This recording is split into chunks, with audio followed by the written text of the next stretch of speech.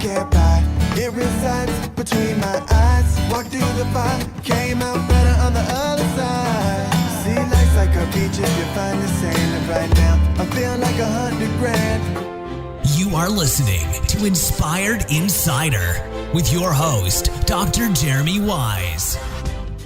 Dr. Jeremy Wise here, founder of InspiredInsider.com, where I talk with inspirational entrepreneurs and leaders like the founders you've heard of, some you've never heard of. P90X founder Tony Horton talks about, obviously he's sold hundreds of millions of dollars of P90X programs. But Ross, what I love hearing about is the challenge stories. Like, what are some of the crazy times? And he talked about when he drove cross country and he was first getting started, he made money for food and rent by being a street mime. So he would actually be a street performer and put his head on the street. Whatever he made that day is what he used for food and rent money.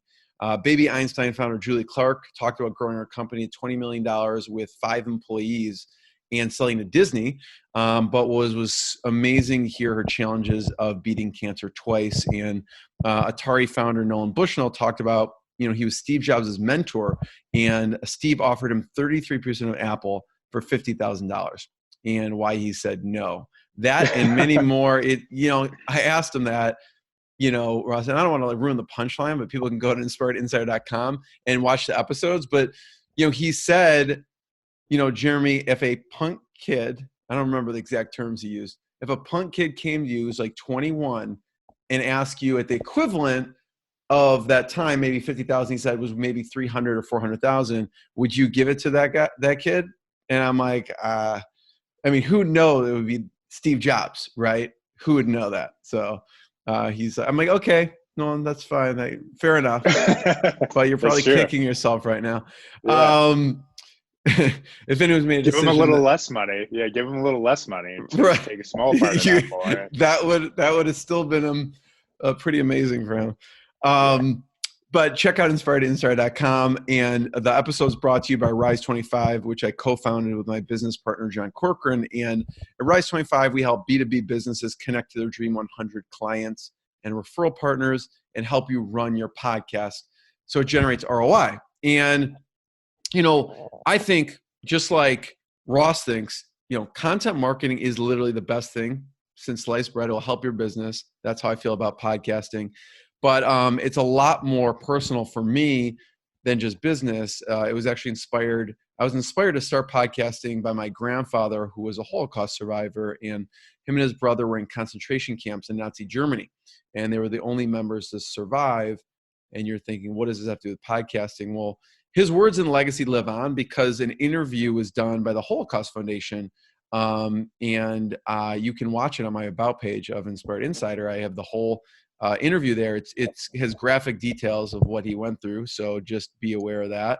But his legacy lives on because of an interview, and so I consider it my responsibility when I have people on that I'm helping them leave a legacy. So yes, I personally credit podcasting as the best thing I've done for my business and my life, but it also helps my guests leave a legacy. So if you have questions, you can go to rise25.com or support@rise25media.com and email us. So I'm super excited about today's guest, by the way, and a shout out to Chris Dreyer, who's founder of rankings.io.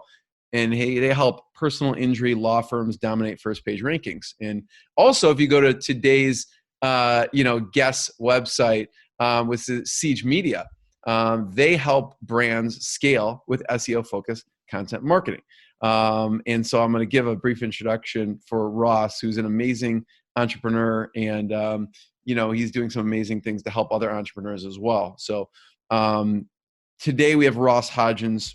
Russ Hudgens founded Siege Media in 2012. Siege made the Inc. 5000 each of the last 3 years and currently has offices in San Diego, Austin, New York City. In 2018, Siege was also named one of Inc.'s best workplaces. And there are more than 85 people working on creating amazing content and helping companies get to the top of search engines and get more clients. And if you look at their client list, it's pretty amazing. They've helped brands like Airbnb, TripAdvisor, Shutterfly, Zillow, Intuit, Audible, so many more. I don't want to take the time to name right now, but check out their website, siegemedia.com. And he also runs GrowthComet, which is a training community and course for agency and consultants, and they help businesses grow. And he runs that with Johnathan Dane of KlientBoost, which has also been a guest on the podcast. So, Russ, thanks for joining me. I appreciate it. Yeah, thanks for having me on.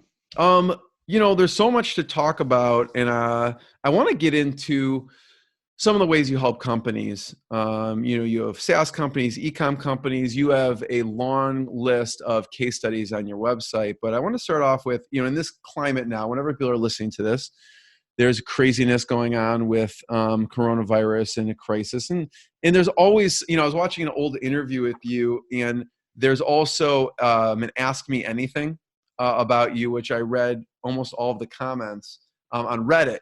And the funny thing is, and that was maybe, I don't know if it was 6 years ago or it was a while ago. And people were like, what do I do in the crisis of blah, blah, blah, blah, blah. And there was one of the comments or the change in link building. And I was thinking, there's always some kind of crisis in link building or something going on with SEO. So you're probably, I don't know, used to it, but you probably had to shift and iterate a lot in this industry. So I'm curious, what's going on now? What are you doing in this climate? Yeah, I mean, from a content marketing perspective, directly for a lot of our clients, we are trying to pivot more strongly. We did a lot of work targeted at national news and things like that, but obviously national news reporters are pretty busy with a more important story. So it's been pretty difficult to get their ear, but we've been lucky. And this is one of our philosophies generally is to have a diversified content marketing strategy that appeals to bloggers and also organizations, and basically aligns to where the client's audience is. So for those clients, we just kind of shut off that top part and pivoted to those other areas.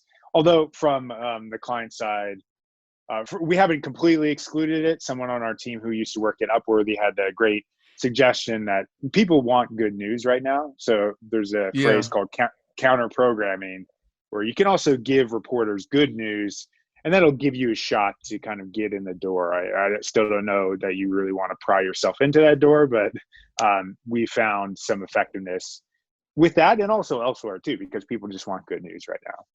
So do you find that it's better to sell? You said counter programming. It's funny how counter program is, it's like the good news, because the program is all about negative things, or a lot of things are. Is that exactly? Yeah, that's the thought process, is like something that's uplifting, positive story, funny, like those kind of angles are going to be more likely to get covered versus like even something slightly negative but maybe is not about coronavirus. That often actually checked a lot of boxes for national news, because it's like something that's a hot button subject, but that's just not working right now, because they have stuff that's going to get more clicks and reads for them for obvious reasons. Yeah, I would love to hear your philosophy around content. And I tell everyone, go check out their blog. And obviously you have some amazing videos that you've produced and also done interviews with. And there was a video you did about, or a couple, and I'd love to hear your philosophy around the keys for viral content. There's you check out, there's a video that you talk about how to promote your blog to 1 million yearly visits. And probably has some of your philosophy around it, but just in general, maybe some of your philosophies around creating viral content or just creating good content. Yeah, interested to see or hear what post that is in particular. I generally say we actually don't try to create viral content that often. It's a nice side effect that happens, but I do think one way we describe our philosophy is singles. We try to go for singles, doubles, triples consistently versus the big thing that can strike out. Like you try to go for home runs, you're going to strike out, right? Yeah. You're going to hit some home runs too, but we also believe that's kind of what SEO Google is looking for, is like a real brand is not just these giant viral spikes. They're incremental growth in terms of links to that site, and also just the content generally.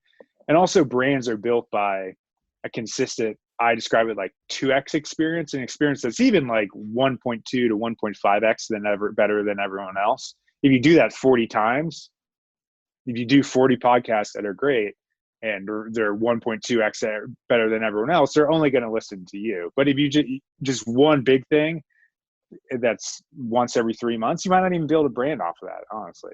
So that's kind of one of the ways we think about it for our clients. So obviously consistency is key.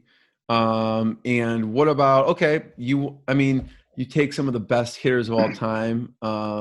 We won't talk Barry Bonds because he was kind of home run hitter. Tony Gwynn, exactly. Perfect example. There's kind of the fundamentals of singles. What are some of the components you want to make sure that are in your content for something like that? Yeah, so our strategy is we try to tie to search volume every time out. So the reason we go singles is they have real brand value. So it might rank for something like types of car insurance or something like that. And that's a mid-tier thing, and that concept itself, you can just hear it and know that that's not going to get 100 links. But if you can get even 5 links to that, it ranks. It's in the right place in the funnel, and you do that 40 times with everything else in that funnel. That's far more valuable than even one piece that goes viral gets 50 to 100 links one time, and then you don't have that search volume compounding. But that's one component. Also, we try to get content ranking for our clients, which allows them to naturally acquire links too. So that's just a part of our strategy as well, is we don't want to be a manual link building company. We want to more accelerate the velocity of your own link acquisition. Yeah. Well, what I love about how you think about things, and I don't know if you realize it because you just probably do it unconsciously, is you start with the data. Okay. Like when you were talking about that post, how to promote your blog to 1 million yearly visits, you'll have to watch it. I don't want to spoil it. You have to go find it on YouTube or wherever.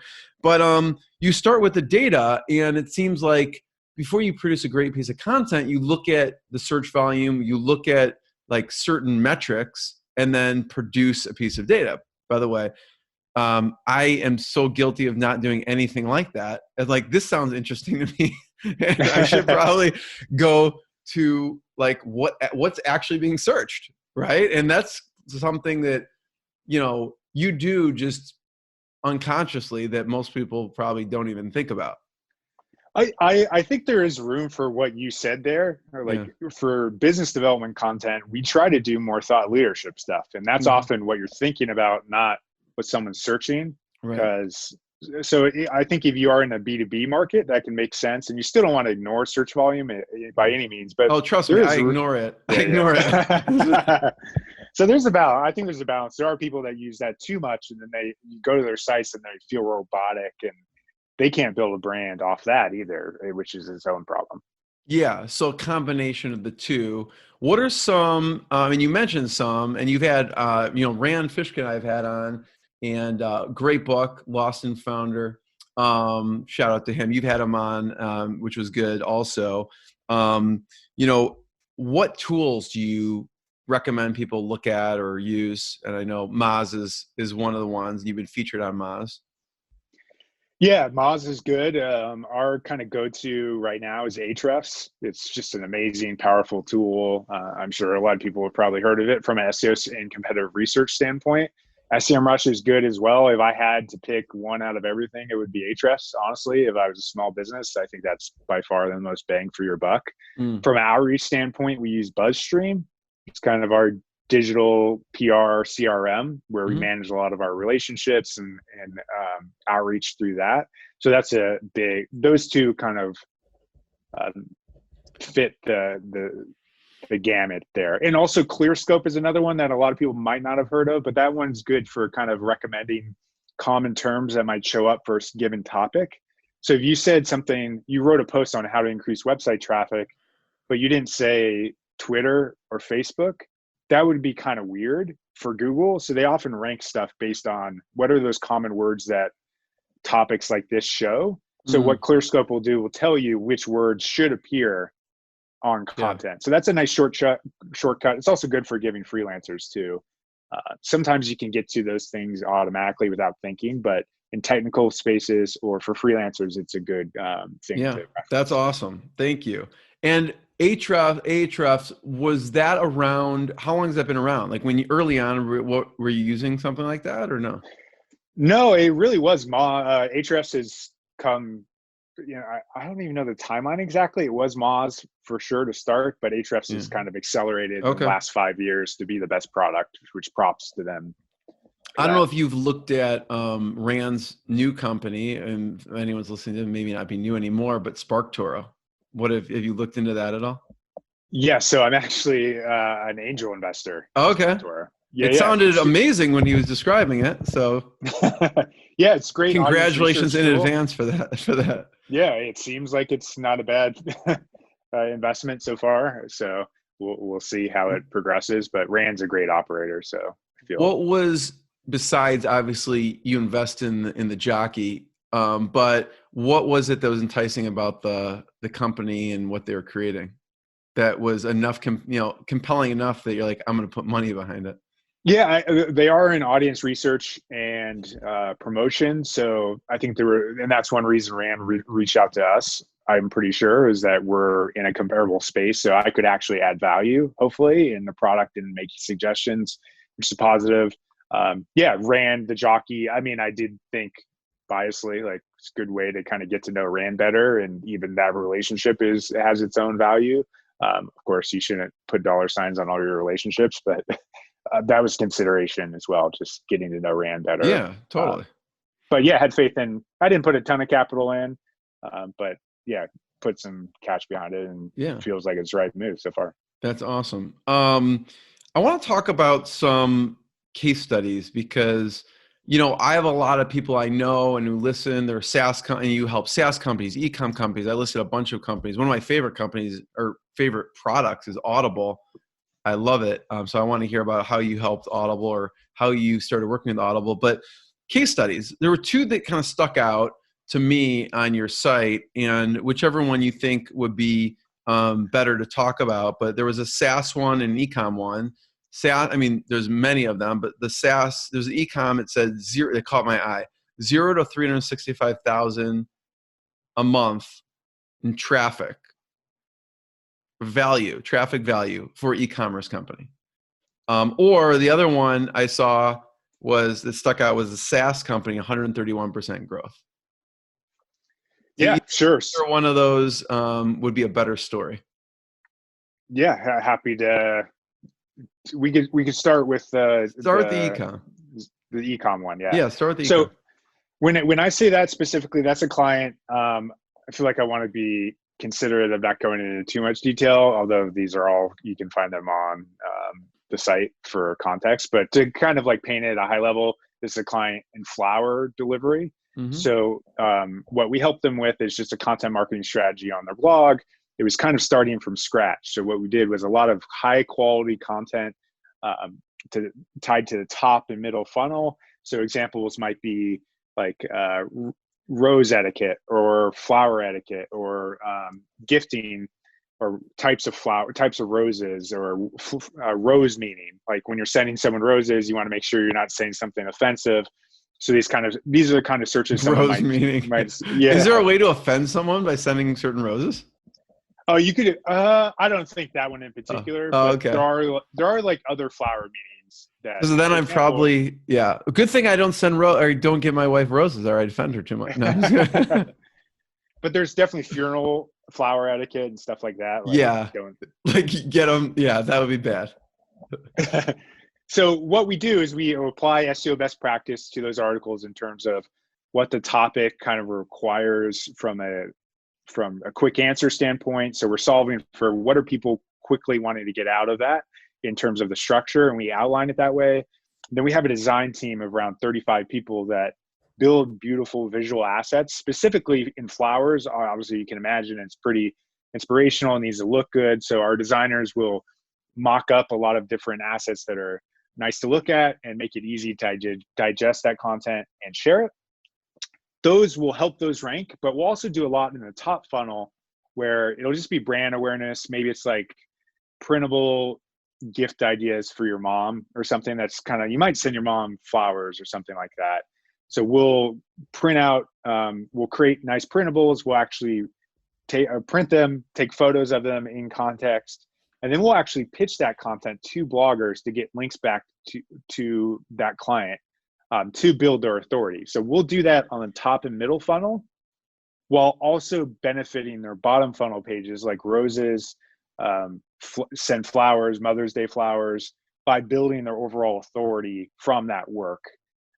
And also we'll get links to those pages through the process of content creation. So when we say traffic value, it's what that value is specifically on the blog, although we definitely impact the bottom funnel too. See, I love how you think. You think a next level. Most people are, and you had a great video of you with two other SEO guys. And most people aren't thinking, I got to put a piece of content out. You're not only thinking the background research, but you're thinking, is it going in a top funnel or middle funnel? And so, and most people, when I talk to you about this, aren't thinking at that level. And I'm sure it goes way deeper than that. And again, this is just something you do naturally over so many years. And I don't know if you realize you're even having that thought process, but to someone like me who doesn't think of it like that, it's like, oh, I need to think about where they're going to be coming into the funnel. And when you're talking to those two gentlemen, they were like, you need to plan out the goal for that piece of content. Right? Yeah, for sure. We always say every single piece of content should have a distribution strategy, no matter what. Typically, it's like search volume. Like it should be able to, if we believe it can rank, or we do email outreach to it to generate links to it. You can also do mentioned outreach, like, oh, Johnathan was on this post. We think Johnathan will distribute the podcast because he's on it.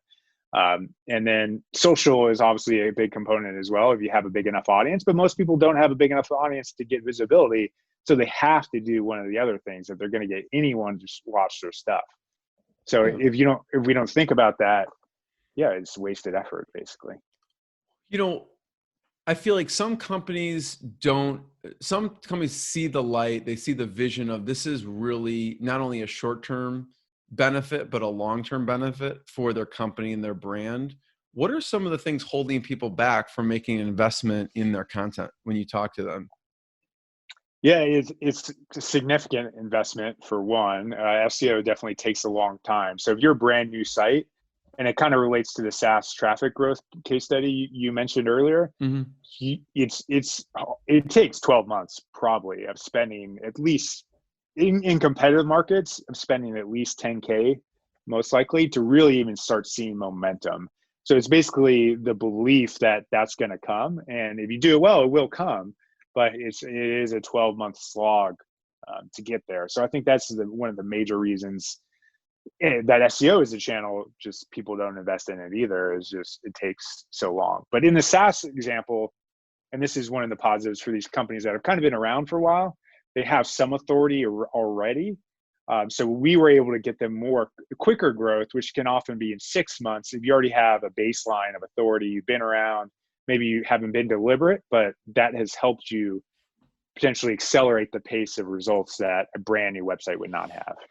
Yeah, and you look at so anything else around the SaaS example case study that would be important with the 131% growth? Yeah, another component we haven't really touched on that we do think about with new websites is we do a keyword opposition at benefit analysis. So what this is saying is basically how valuable is a topic, and then how competitive is it? So this allows newer businesses to also go after keywords earlier that actually have value to them and have a capability of ranking for, as compared to a very competitive term like Mother's Day flowers. No brand new flower company can rank for that in 12 months, but maybe they could rank for a long tail version of that. And if they prioritize that in their content marketing strategy, they can keep the lights on, find ways to keep sending them money. But that's one thing we do think about and applied in a CleverTap example. It's like going after lower difficulty stuff until we can level up to the higher difficulty stuff. What's your philosophy, Russ, on taking an amazing piece of content that you helped the company produce and paid traffic versus organic? Well, often in the top and the middle funnel areas, it's not going to convert. It's more, we help them build retargeting funnels and let their paid social teams kind of do that work for that. That's a recommended activity. On the bottom funnel, middle funnel can be used in that way. We honestly, and I think this is one of the reasons we're successful, we kind of describe ourselves as we will build the audience for you, the qualified audience, and then let you convert it. So often paid social teams will then take what we built and do that piece, but we don't actually do that specifically ourselves. And we'll kind of let the people who are experts, like Johnathan Dane in KlientBoost, who was on your program, kind of lean into that side of it. Do you work in conjunction with a lot of those people? So that, because I could see they work really well together. Yes, we do frequently. So we're very complementary. We share clients with Johnathan as an example, and often work with paid social teams. We do create native social assets for our clients, and that's kind of the way we describe it. It's like, we'll support your social and your email, but we're not actually going to be writing the copy or like managing that strategy as compared to on-site. Over time, when you started the company, I'm curious of some of what you consider the big wins, like the certain companies that are kind of, wow, I'm working with this company that you were especially proud of. Yeah, so we got some very early on where I was lucky enough to get asked to speak at MozCon, like very early in my career. And that got us Shutterfly and Pro Flowers and FTD. Like they were in the audience and heard you speak? Yeah, exactly. And both are still clients today. So that's kind of one of the awesome early relationships that we established that I'm proud of. Definitely I'm proud of. I'm working for clients like Audible and Intuit and those types of clients. And Casper is another one that we love. And I don't know what you can or can't say. So feel free if you can't answer. But what are some of the things that you have found working with Audible? Yeah, I can't share too much. I would say a lot of the things we talked about are pretty applicable here in terms of we really do a lot of the same stuff for most of our clients. It can tweak the way it changed, the way to kind of describe in broad swaths how it changes for bigger brands. Not always does an Audible need ongoing link building because they have so much link authority already. So at that point, it's just more about high quality content and executing that. And it's basically doing that at scale will allow you to be most effective. And that's what Shutterfly is a similar case where they have big brand, ton of authority.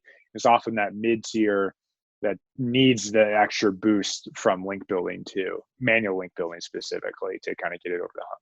So how does it work, Ross? Let's say Purple Mattress comes to you. Can you still work with them if you're working with another mattress? No, we definitely do. We try to avoid conflict of interest wherever possible. Got it. And so what I wanted to hear about is, GrowthComet a little bit as well. And you help a lot of different agencies, entrepreneurs, and if you check out growthcomet.com, you can kind of check out, you have an amazing curriculum there. I wonder if you kind of touch on a few of the points from GrowthComet, and you have a community behind that as well.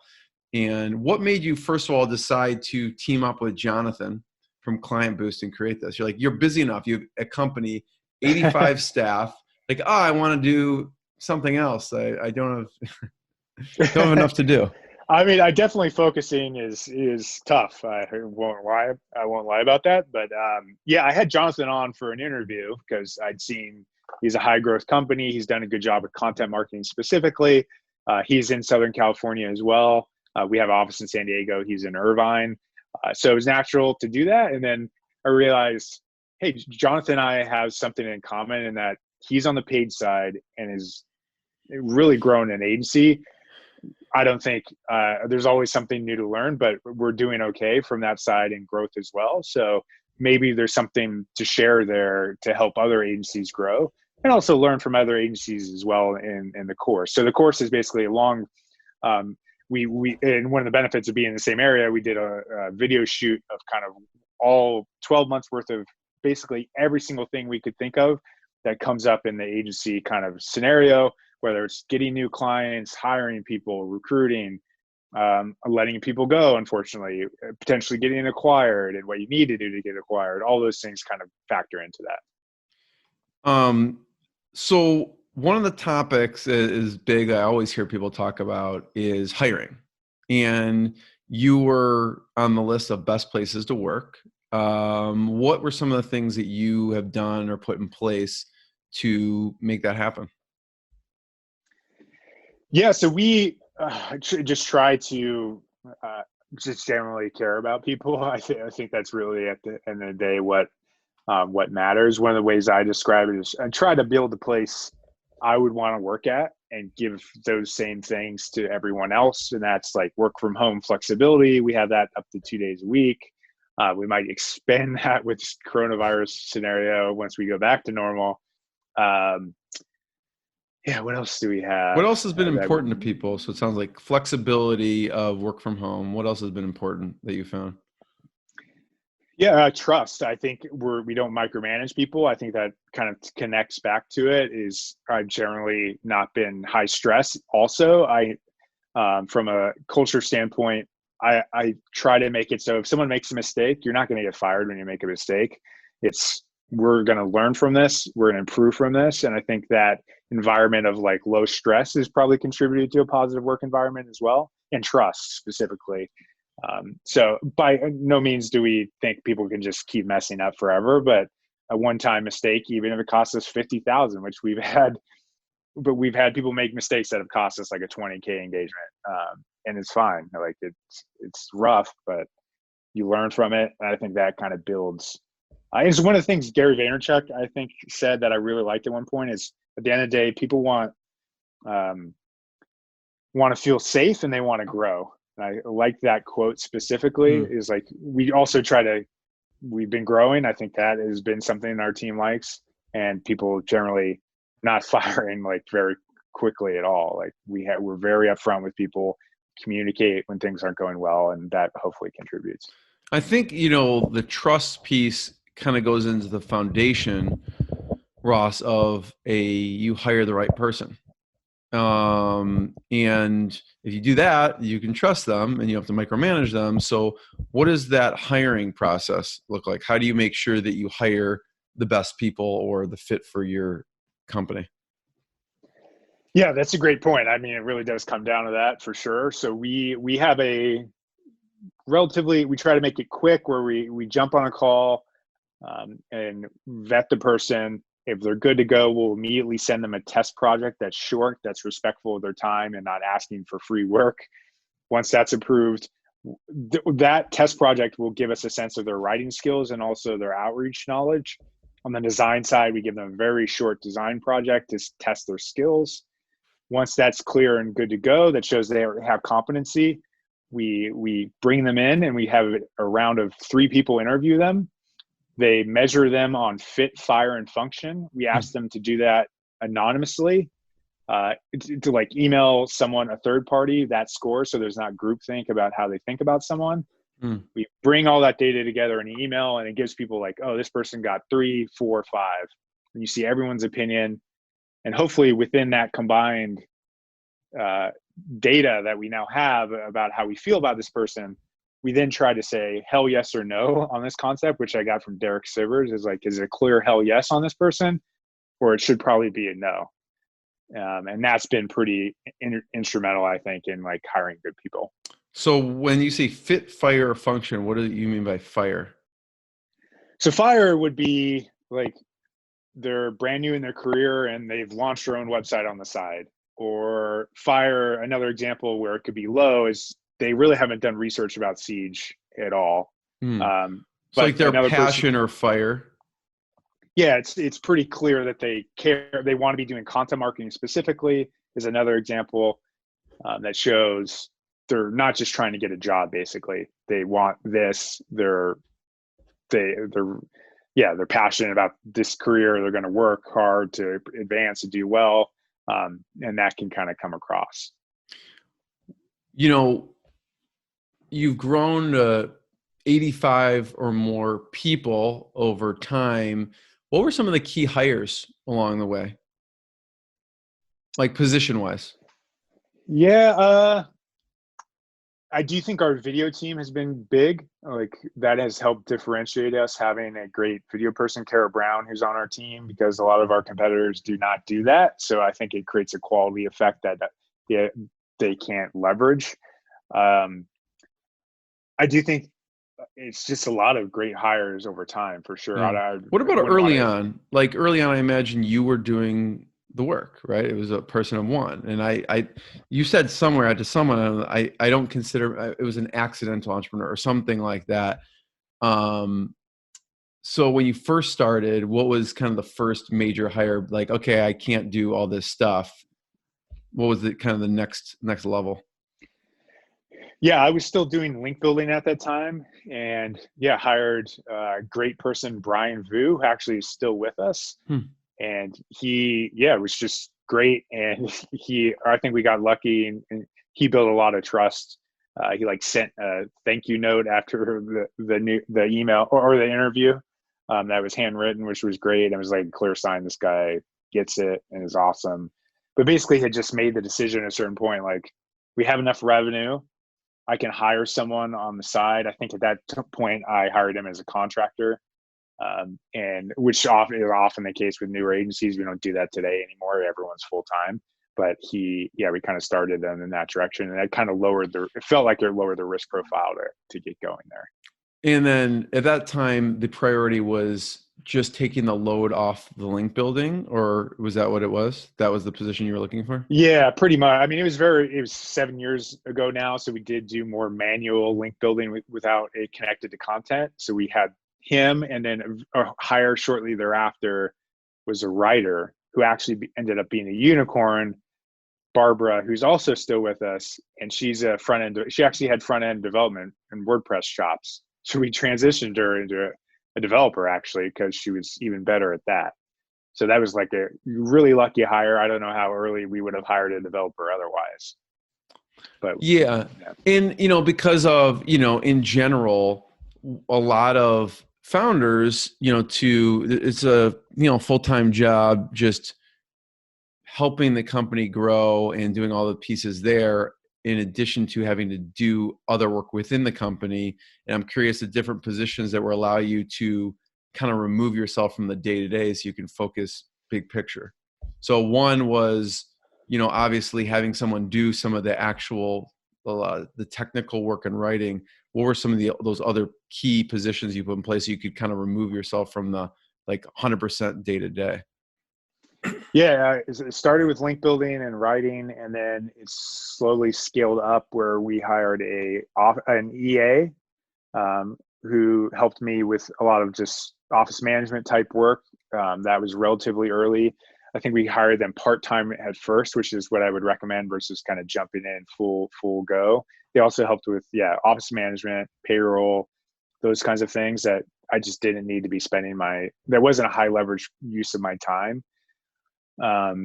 Eventually got people to help me with social media. I was almost doing that all myself. I did think the video person was a layer of saving me time. It was a business development person, because before I was writing all of our content, and this person allowed me to get in front of a camera and do something relatively quickly that still felt high quality, which wasn't possible before, where I had to write a long post, put a lot of thought in. I still put a lot of thought into it, but you get what I'm saying. It helped remove some time. So I highly recommend video for that reason for agencies and a lot of businesses. Totally. Yeah. What about as an executive function, specifically with like finance or HR that was helpful? We really had that EA person do a lot of those things. We probably waited way too long to hire an HR person. And that person honestly came in through the mold of being an operations manager. She actually started as EA for me. Then we realized she was a rock star, had HR experience. She ended up managing our office managers remotely and also be an HR person.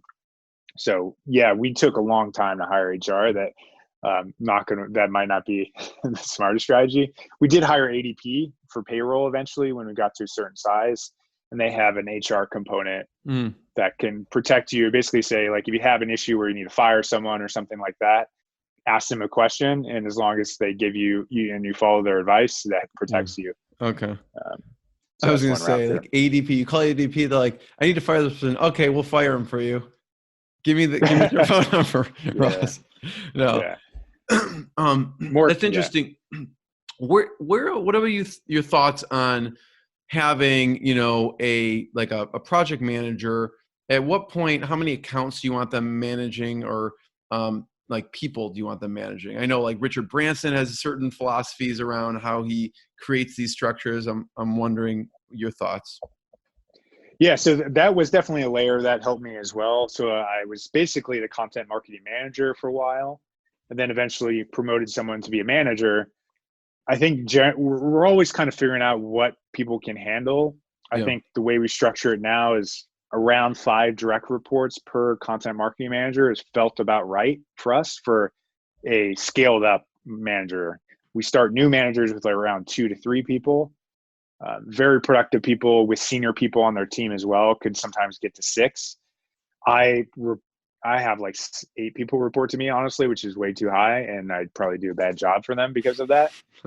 But yeah, that's generally the structure. But I would love to hear what his philosophy is for that. I haven't heard that before. Yeah, check it out. It's really interesting, and I won't do it justice by trying to repeat it, but he has certain ways, obviously he's started many companies and how he kind of silos the companies and how he structures things.